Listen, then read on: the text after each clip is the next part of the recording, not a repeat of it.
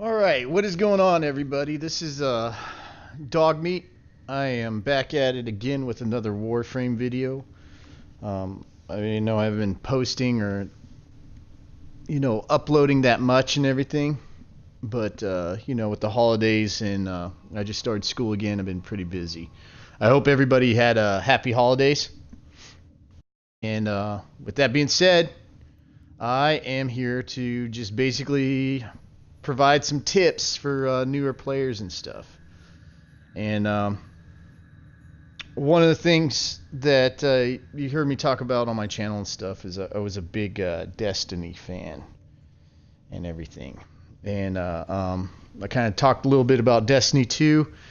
And the reason why I'm bringing that up is because a lot of Destiny YouTubers have been flocking to Warframe. Regressions. All systems nominal. You don't need to thank me. Because if you haven't been living under a rock or anything like that, most people know that Destiny 2 is like an epic fail. And a lot of these guys that base their whole channel off of the game and everything they've been, desperately like looking for content. And I come across like a few of the channels and some of the major YouTubers and stuff, and they start posting these beginner's guides for like Warframe. First off, for me, I'm not really gonna ever like do a beginner's guide or anything like that because, for one, it doesn't make sense for a new player to basically do a beginner's guide for new players. For those of you who have been playing Warframe, as you know, the game itself has a very steep learning curve. There's a lot of aspects to it and a lot of things that aren't clearly like spoken out, as far as like in any tutorial or anything like that. So yeah, you have to do like a lot of research. One of the things I will definitely direct players to is this game has a very good wiki. So if you want to know anything about mods or anything like that, you could head over to there and it's very informative. Plus the Warframe forums, a few of the veteran Warframers, they have like channels on YouTube as well. And those are going to be in more of your best interest to check out than somebody from Destiny jumping on and, getting into this game because, they're trying to find a way to make their channel survive and stuff like that. Like I said, I do this as a hobby. And one of the things, the whole reason why I started doing Destiny videos back in the day, or, like, for one, the game was beautiful. I like doing the montage things. But after a while, I started posting, like, kind of the advice videos. And that's what it is. It's advice. It's like stuff that, I kind of learned through doing, or playing the game along the way, or a lot of trial and error and, a lot of fails on my part and stuff that I figured I would put out there that, may not be so common interest and stuff. And that's originally what I started my whole channel for. And that's what I'm going for. It's just basically, kind of some helpful tips here and there. Excuse me. I don't know why I can't speak right now, but that's what my premise, and that's what I'm going to bring here. That's what I want to bring to the table and everything like that. That somebody could go and check out and reference something like real quick, and maybe it will help them or maybe it won't. But in this case, I just kind of wanted to be like a little more helpful. Like I said, one of the major Destiny YouTubers put out this guide as far as like, newer players and stuff like that. And he was talking about progressing through the star chart and like, how if you got past this certain planet, the game really opened up and all this other stuff. And to be honest, that's not the case. In my opinion, the game really opens up like right after you finish the second dream and War Within quests, because you get access to, first off, if you've progressed that far, you progress like through a majority of the star chart. And second off, you get access to more materials that you'll be needing to farm or get. And I'll kind of give you an example. Okay, so you go here, and these are basically all of your missions. Like, as you can see, we have the Razorback event and stuff like that. This is your quests, and of course, these are your alert missions. you get more of these alert missions, at least from my experience, once you get past those quests. The infestation missions, I'm not exactly sure like when these are available, but I'm pretty sure that they're available to everybody. And you can see like the rewards that you get from whatever faction that you align yourself with once you do them. So one of the things he talked about is he talked about not worrying about, you know, a syndicate and all that. That yeah, you want to join one, but you know, he really didn't go too in depth on it. Basically, once you get to a certain point in the star chart, or you get to a certain mastery rank, you will have the option to get to get aligned with a syndicate. I highly recommend doing that because they have it has benefits to doing it, and I'll show that later on. But for now, I just want to talk about more of like what he was putting out. Okay, like your relics, you're gonna have access to more of these missions here. You're gonna have access to more of the relics, like the Axii relics and everything. That doesn't happen until you start getting to a higher level. But the main thing is once you finish War Within, you will get access to what is known as sortie missions. And these missions provide like certain rewards and everything, and they have like a huge reward pool, and you can see it right there. You will get access to what's known as Riven mods, and of course that's further on, you know, down the way. So basically, until you get through the star charts, there is more of the game that's kind of like locked away. But once you progress and get through those, then you'll have more access. Now, Riven mods basically can either, you know, be beneficial to a weapon or not. But basically, you'll get access to start farming for what is known as Kuva.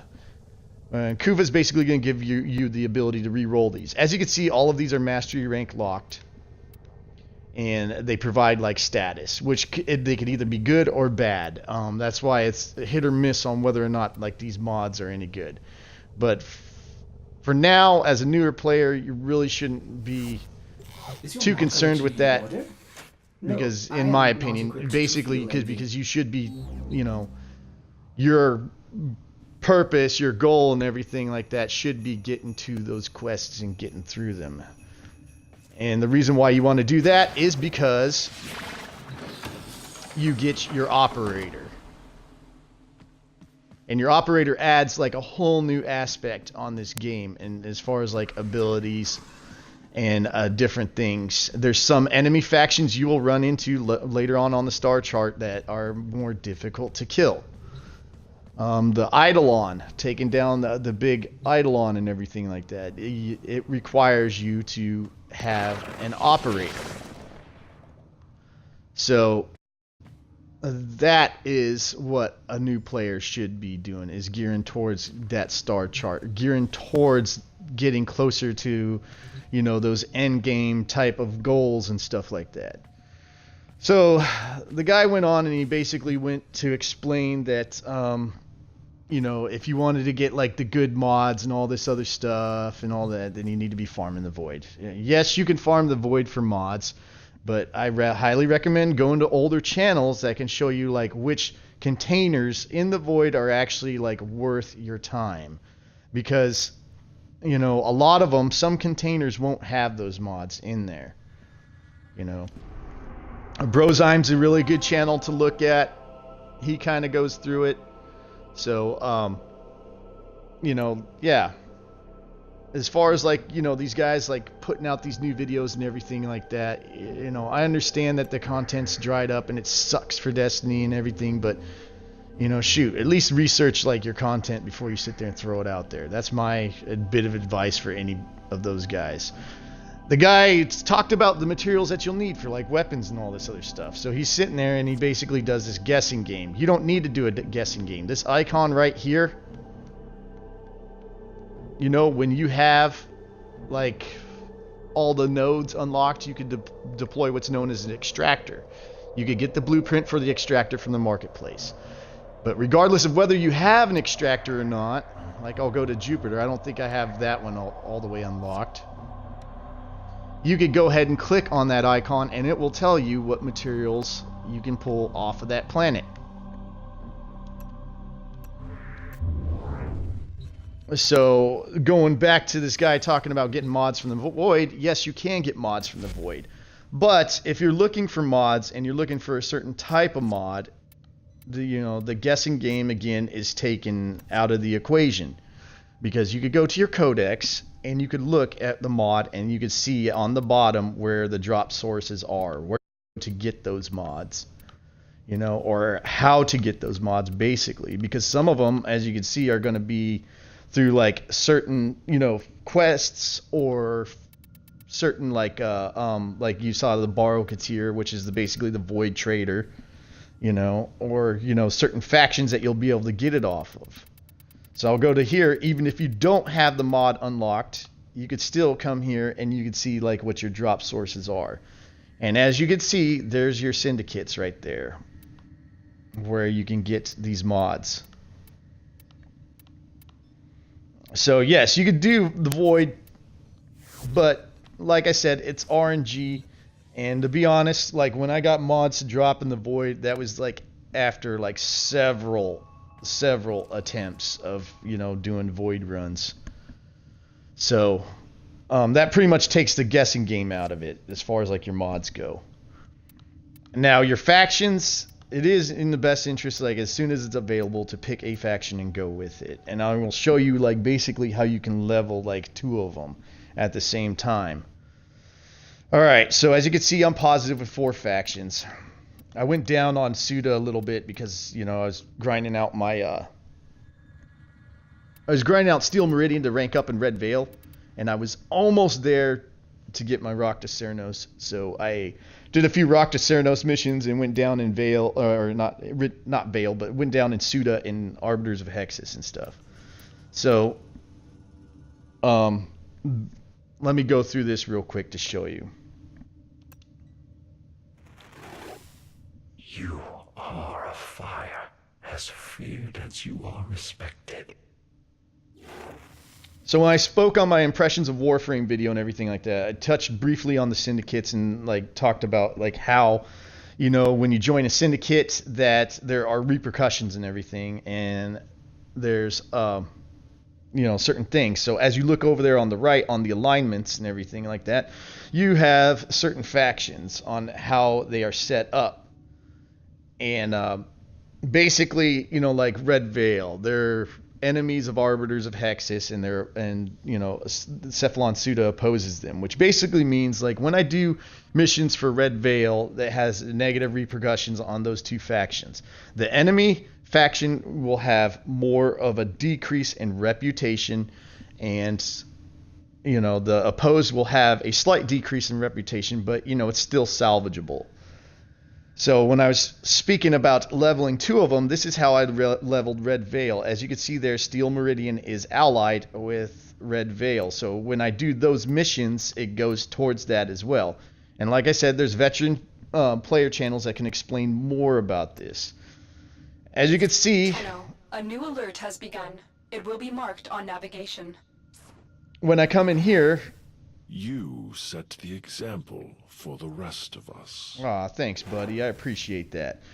So when I come in here, basically, as you can see, like Steel Meridian they're neutral. They're not, opposed or allied or anything like that. And it's the same thing with Suda. You don't see Steel Meridian on there. You would make an excellent Cephalon, Tenno. But they are allied with Red Veil. So what I did is I did Steel Meridian missions. I let them say their piece. I was wrong about you. You're a hero to these people. And to me. And as I was doing sacrifices to Steel Meridian, it was ranking me up through Red Veil.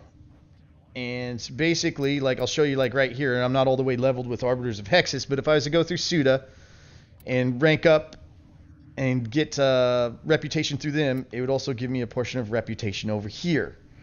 And that's basically how you can at least do 2 at once, is as you're ranking up your main one, you could come to the other one and sacrifice as well, like as you gain more reputation. On the verge of a new truth. So the advantages to having syndicates. Basically, these are their rewards tables. Feed the fire. Now, as you rank up, they will offer you rewards. What I recommend, and this is just from my recommendation, is always take like the sigils, because what it does is, as you can see there, is it will give you an increase in reputation as well. And plus, you don't need to waste like your reputation points to basically get them, because you know, they do take reputation points. That's what that standing price is there over there. So when they offer you a free one, I recommend the sigil, just so you can just keep ranking up faster. Let me see if I can find these guys' main sigil right here, assassin sigil right there. As you can see, it takes 30,000 standing, but they will offer it to you, and I would highly recommend taking each one as you go, because it increases the points, not only for this faction as well, but whatever they're allied with. I had talked about the Syndicate specific weapons. This is the Roctus Cernos. This is one of my favorite bows by far. The draw speed on this is ridiculous, and then of course, like, every faction weapon has a Syndicate perk on it, and the Roctus Cernos Syndicate perk for this is really good. If you have it leveled high enough and everything, like, it's got a Syndicate perk that when it procs, if it's on lower levels, it will nuke like half the map, which means it will kill, like, you know, most of the enemies when you hit one. If you're on higher level missions, it will you know, take away some health on some enemies, but it also puts like what's known as a viral proc. For those enemies that survive, they get a viral proc attached to them and stuff like that. And most of the time when you go to channels where they're comparing like weapons, because Cernos has like many versions of it, like the Mutualist and the Cernos Prime and the Roctus Cernos and everything like that, they'll usually show like how the Syndicate weapons are really good. You know, most of them are. And then of course, like here, when you get more standing, you can get what's known as augment mods for your Warframe. So my advice is, you don't ever want to really form your Warframe to an augment mod, just for the simple fact that these guys are doing updates all the time, so you never know which ability they're going to buff or nerf. As far as the mods go, for newer players, here's just like a little tip here. And of course, when you first start an account and everything like that, they give you a certain amount of platinum. My recommendation for using that platinum is to use it towards Warframe and weapon slots. Just because you don't get like a hell of a lot platinum like right off the bat. And then of course you could go through the trade chat and all this other stuff, like, you know, and sell prime parts and blueprints and everything to get plat. But if you get your hands on extra plat, some of the things that I recommend getting is, you know, Orokin Reactor and Orokin Catalysts. And what that will do for you is that will change your mod capacity from 30/30 to, you know, like 60/60. Newer players, you notice like this slot up here is like locked on your frame, like when you get it. Another thing from the market that you may want to get your hands on when you get it is either get the blueprint for it, or, you know, buy the Exilis adapter itself. An Exilis adapter will unlock that mod slot. So basically, you go down here and there's your auras, there's your augments, and then here's your Exilis. So I spoke in a video about forming, you know, basically like putting form on a Warframe, which is you polarize the slots. That's what they call it. And what that means is basically it'll add to it in the aura slots case, which basically this aura slot like right here. Let's see if I could go to another one that's a dash polarity so you can kind of see. So like sprint boost only like takes away like 7 points on a capacity and stuff like that, right? But when you actually add and match the polarity with your Warframe, it adds more capacity to it, which that's why you see that it's 74, you know, capacity points versus like the 60 with the Orokin reactor installed. On the other ones, what it will do is it will half the amount that it takes for that polarity. Like for example, if I was the form of this slot for a negative polarity and I threw Constitution in there, it would take like maybe 7 points vices like the 13 and stuff like that. And I explained that on why new players should form their frames and weapons and everything. Yeah, this is an augment ability of Loki's that I like using in sorties, and you can see what it does. One of the other things I wanted to explain was, as for new players, the mods that you get when you first start playing the game, they kind of suck because you get what's known as damage mods. So please be aware of that, and I'm going to use Streamline as an example because I still have a damage Streamline. Let's see here, I believe it took away like 5. Okay. So this was like one of the streamlines that you first get, like when you start leveling and playing through the campaign and all that with your new frame. They will give you what's known as damage mods, and I do believe like they give you a damage annuity, and they give you like a damage intensify and a damage streamline. And what that means is that mod's not reaching its fullest potential, because as you can see here, a regular streamline allows for 30% ability efficiency, and that's how well that your Warframe is able to use like its abilities without draining that much energy and stuff like that. So as you can see here with the damage mod maxed out, it only gives you like 12%. As new players, that's all you have to work with until you can start unlocking the star chart and farming for different mods in the different locations like I showed before on the codex. So that's pretty much all I could think of for like little tips as far as like covered in blood. Safe and sound. little things that would help out a new player, progressing through the star chart and all that. Like I said, I highly recommend like getting into the social aspect of this. From my experience, the community is usually like really helpful and stuff, and in fact a lot of the veteran players that I have ran into seem to enjoy helping out newer players with discovering like the game a little more and explaining things and stuff like that. And this game, like, I understand how it appeals to like the Destiny YouTubers and stuff. It does have a lot of content. It does have a lot of things that these guys can put on their channel and all that other stuff. But guys, I mean, come on, man. You take everything you know about Destiny and throw it out the window with this game. They're not the same game. So please just do your research and everything like that before you throw content out there. That's my advice and everything like that. Is there are a lot of people that are interested in getting in this game, especially after the Plains of Eidolon like update and stuff. And if they're sitting here and they're grinding out the void and all that and getting frustrated and they don't know like basically how to get a mod or look for a mod and stuff, it's not helpful when you're sitting there throwing a guide out and all this and you haven't even been like past like the second dream. So that's my advice. At least research like what you're doing. There's wikis and all this other stuff, and like you like at least the guy had the common decency to check out some of the veteran players channels. But there's people that have been doing this game a lot longer and everything, and that understand it a lot more. And I am not one of those people by no means. Don't get me wrong, but this is stuff that I didn't know that I figured out that I figured would be beneficial for a new player to kind of know. And that's it. That's all I'm trying to say. So anyways, this dog meat, I'm out. I basically want to do a video in the future about the Loki, because I find it funny that the community is always in this Loki and Ash debate. I love both of the frames. They're both very good, but I find it kind of funny.